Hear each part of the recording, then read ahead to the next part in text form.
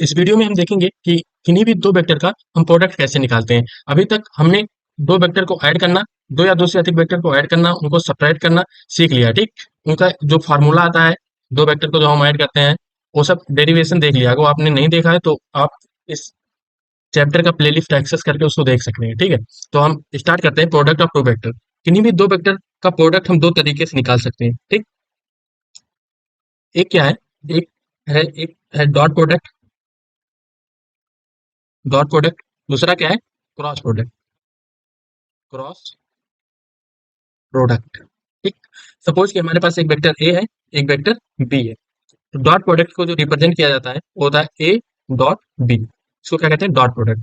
Cross product है ए vector cross B vector, ठीक। यहाँ क्रॉस का साइन बना रहेगा, ठीक। डॉट प्रोडक्ट से क्या है, हमको रिजल्ट जो मिलता है, किन्हीं भी दो वेक्टर का डॉट प्रोडक्ट करने के बाद जो रिजल्ट मिलता है वो कैसा, एक हमको स्केलर क्वांटिटी मिलती है, स्केलर, एक हमको स्केलर क्वांटिटी मिलती है। इसी वजह से डॉट प्रोडक्ट का ही दूसरा नाम क्या है, scalar product, scalar product. Dot product को दूसरे नाम से भी जाना जाता है जो कि है स्केलर प्रोडक्ट, ठीक है। और क्रॉस प्रोडक्ट जब हम किसी भी दो वेक्टर पे अप्लाई करते हैं या उनका क्रॉस प्रोडक्ट निकालते हैं, तो इससे जो हमको रिजल्ट मिलता है वो हमको मिलता है एक वेक्टर क्वांटिटी, वेक्टर क्वांटिटी। इस वजह से क्रॉस प्रोडक्ट को हम दूसरे नाम से भी जानते हैं जो कि है वेक्टर प्रोडक्ट, ठीक। Vector product. इस वीडियो में हम देखेंगे डॉट प्रोडक्ट के बारे में, उसकी कुछ प्रॉपर्टीज, ठीक। और किसी भी दो वेक्टर का डॉट प्रोडक्ट निकालते कैसे हैं, ठीक है। मेनली हम इस वीडियो में बात करने वाले हैं डॉट प्रोडक्ट के बारे में, ठीक है। तो स्टार्ट करते हैं। सपोज हमको दो वेक्टर गिवन है, एक वेक्टर ए है, एक वेक्टर बी है, और इनके बीच में जो एंगल है वो थीटा है, ठीक है। अगर हमको कहा गया कि dot find dot product, dot product हमको निकालना है, dot product, dot product of vector A and vector V, ठीक है। तो रिप्रेजेंट कैसे करते हैं, ए डॉट वी से, मीन्स हम वेक्टर ए और वेक्टर बी का डॉट प्रोडक्ट निकाल रहे हैं, तो इक्वल होता है magnitude of vector A into magnitude of vector B cos theta, ठीक। कॉस थीटा, ये थीटा, थीटा क्या है, एंगल है between vector A and vector B, ठीक है।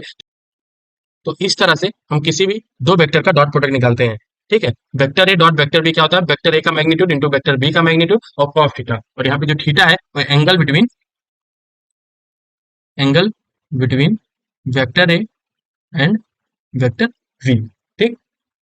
तो यहाँ से हमको मिल जाता है theta equal to, theta means अगर हमको समझो एंगल निकालना है, A dot vector A, vector A dot vector B हमको पता है, वेक्टर ए का मैग्नीट्यूड पता है और वेक्टर बी का मैग्नीट्यूड पता है, तो यहाँ से हम थीटा निकाल सकते हैं, ठीक है। तो थीटा इक्वल टू हो जाएगा cos inverse, cos inverse vector A dot vector B upon में magnitude of vector A upon में मैग्नीट्यूड ऑफ वेक्टर बी, ठीक।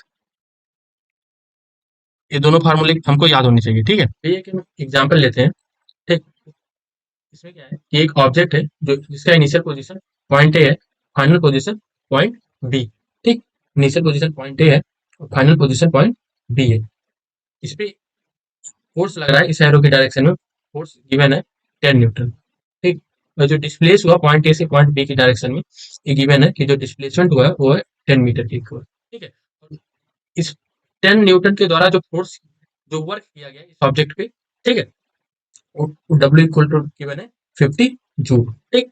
तो हमको क्वेश्चन में करना क्या है, हमको निकालना है find angle between, angle between force vector, force and displacement. Force क्या है, एक वेक्टर क्वांटिटी, डिस्प्लेसमेंट एक वेक्टर क्वांटिटी, इनके बीच में हमको एंगल निकालना है, ठीक है। हमने क्लास 9 में पढ़ा है कि वर्क, किसी भी ऑब्जेक्ट पे जो वर्क होता है वो इक्वल होता है उसके जो फोर्स लग रहा है और उसका डॉट प्रोडक्ट जो उसमें डिस्प्लेसमेंट हुआ है उस ऑब्जेक्ट का, ठीक है। तो फोर एफ डॉट एस, ठीक, जो कि इक्वल होता है मैग्नीट्यूड ऑफ फोर्स, ठीक। फिर वेक्टर ए हो गया, वेक्टर बी, तो वेक्टर ए का मैग्नीट्यूड इंटू वेक्टर बी क्या है, डिस्प्लेसमेंट है, और कॉस थीटा। मान लिया हमने कि एंगल जो बन रहा है इसके बीच में, यहाँ जो एंगल बन रहा है वो कितना है, थीटा है, ठीक है। तो हमको एंगल निकालना तो हम इसका यूज करेंगे, तो थीटा इक्वल टू क्या आ जाएगा, cos inverse vector A dot vector B upon में magnitude of vector A, magnitude of vector B, ठीक। यहाँ पे वेक्टर ए कॉस इनवर्स, जब इस क्वेश्चन के लिए हम कहेंगे तो क्या कहेंगे, एफ डॉट एस अपान में magnitude of F force into magnitude of displacement. ठीक, वैल्यू पुट कर देते हैं। एफ डॉट एस क्या है, वर्क है, कितना वर्क हुआ, वर्क कितना हुआ, गिवन है 50 जूल, तो ये आ जाएगा कॉस इनवर्स 50 अपान में मैग्नीट्यूड फोर्स का 10 है, डिस्प्लेसमेंट 10 है, ठीक, तो आ जाएगा कॉस इनवर्स 1/2, ठीक, जो कि इक्वल होता है 60 डिग्री के। ठीक, मीन्स जो एंगल बन रहा है कितना बन रहा है, इक्वल टू कितना है 60 डिग्री के।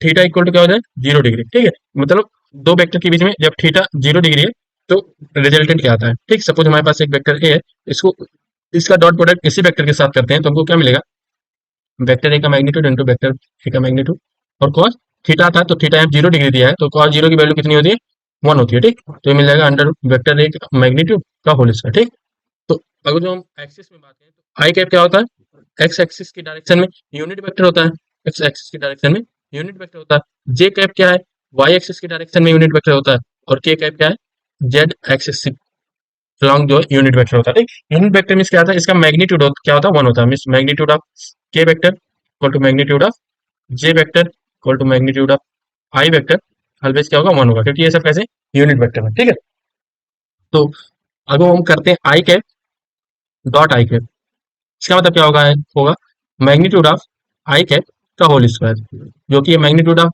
आई क्या होता है 1 होता है, आई कैप 1 होता है, 1 का स्क्वायर 1 आएगा। ठीक, सिमिलरली जे कैप डॉट जे कैप की वैल्यू भी 1 होती है, और K cap dot K cap की भी वैल्यू क्या होती है 1 होती है। ठीक, दूसरा केस देखते हैं, जब थीटा एंगल जो होगा दोनों वेक्टर के बीच में 90 डिग्री होगा। ठीक है, तो कॉस 90 डिग्री की वैल्यू क्या होती है 0 होती है।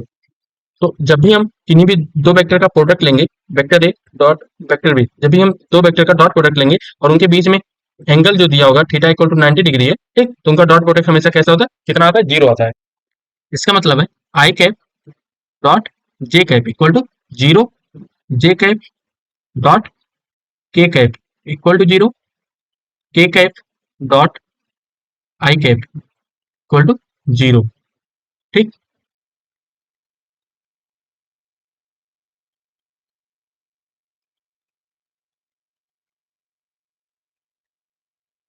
ठीक है, क्योंकि आई कैप क्या है, एक्स एक्सिस की डायरेक्शन में यूनिट वेक्टर है, और जे कैप क्या है, वाई एक्सिस के अलॉन्ग यूनिट वेक्टर है, और के कैप क्या है, जेड एक्सिस के अलॉन्ग यूनिट वेक्टर है, और एक दूसरे के कैसे होते हैं 90 डिग्री पे हमेशा होते हैं, एक दूसरे से हमेशा कैसे होते हैं 90 डिग्री पे होते हैं। ठीक है, तो कॉस 90 की वैल्यू 0 होती है, इसलिए हमेशा इनका जो डॉट प्रोडक्ट होगा वो 0 होगा।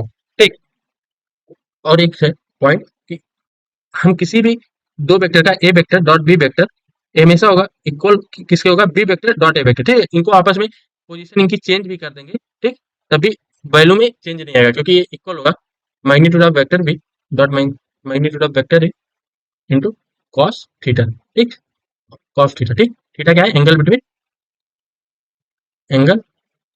Between vector A and vector B.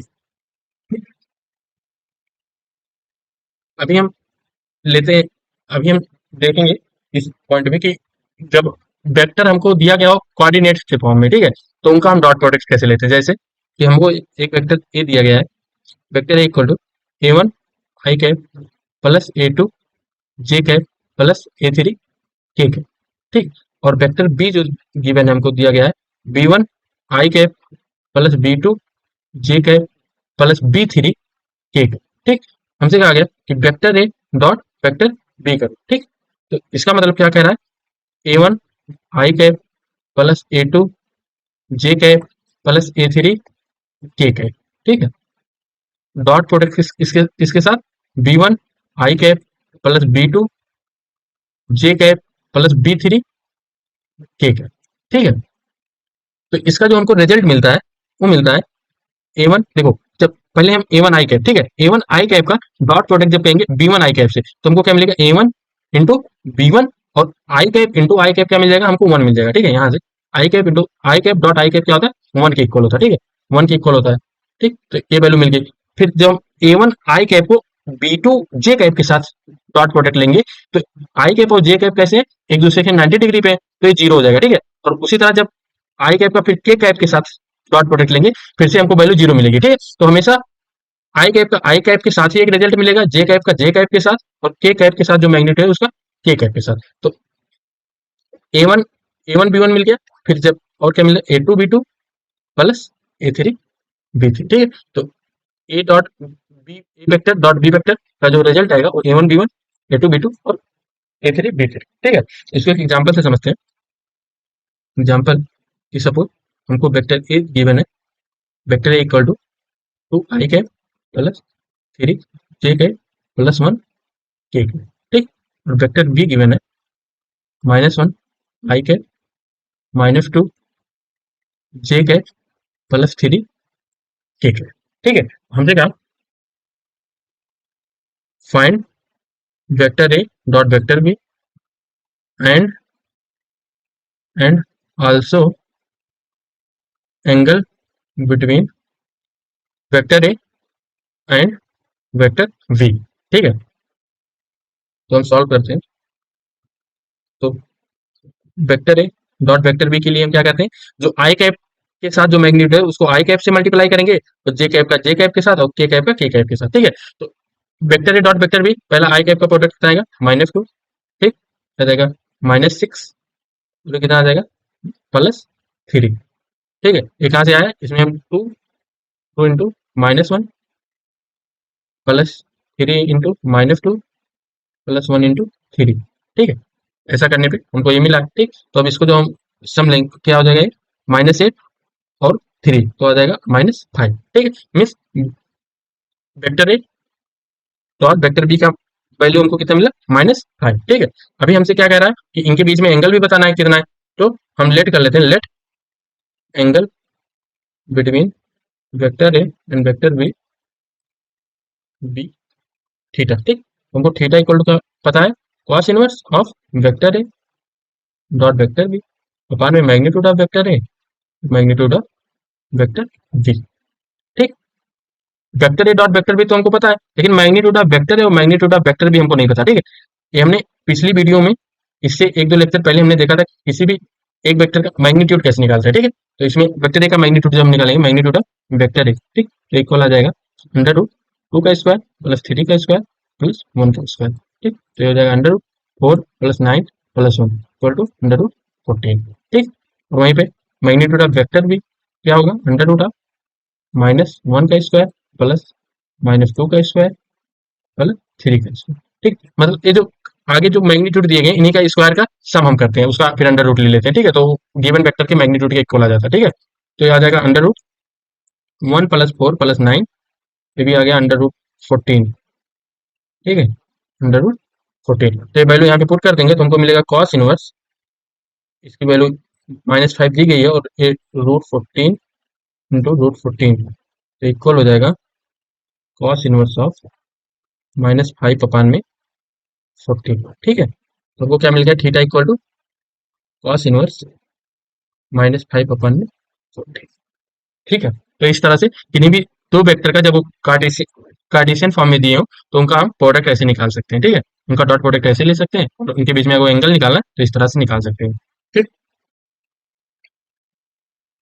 तो इसमें जो हमको रिजल्ट याद रखना है तो हमको क्या है, vector A dot vector B हमेशा होता है magnitude of vector A magnitude of vector B और कॉस थीटा, ठीक। जैसे थीटा मिल जाता है थीटा, ठीक है। और कॉस थीटा इक्वल टू क्या होता है, वेक्टर ए और वेक्टर बी और magnitude of vector A magnitude of vector, ठीक। Thanks for watching this video. हम अगले वीडियो में देखेंगे क्रॉस प्रोडक्ट के बारे में, ठीक है। तो मिलते हैं नेक्स्ट वीडियो में, थैंक यू।